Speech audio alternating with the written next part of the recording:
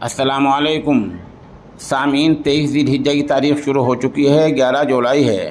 خبر کا عنوان ہے خوش آئند ملاقات۔ یہ ملاقات آل انڈیا مسلم پرسنل لا بورڈ کے ایک وفد نے اکال تخت کے ہیڈ گرنتھی سے گولڈن ٹیمپل میں جا کر کی ہے۔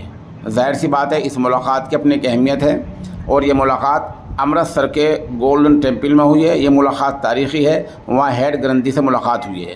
اکال تخت کے جو ہیڈ گرنتھی ہوتے ہیں وہ سکھ سماج کے سب سے بڑے اور سب سے اہم ہوتے ہیں۔ بتا دیں 2 دن پہلے ہی شرومانی گردوارہ پربندھک کمیٹی نے یکساں سول کوڈ یعنی کامن سول کوڈ کی سخت مخالفت کی تھی اور کہا تھا یہ اقلیتوں کو ڈرانے اور دھمکانے کا ہتھیار ہے۔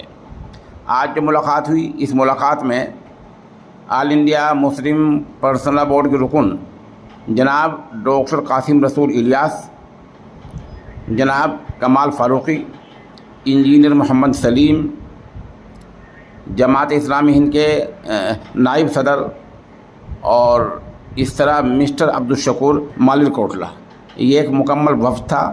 یہ وفد گولڈن ٹیمپل میں گیا اور امرتسر جا کر اکال تخت کے ہیڈ گرنتھی سے ملاقات کی۔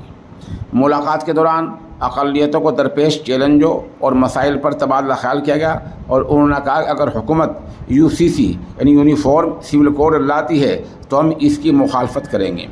سکھ لیڈروں نے وفد کو یقین دلایا کہ سکھ کسی بھی مشترکہ اقدام اور حکمت عملی میں ساتھ آنے کے لیے تیار ہیں۔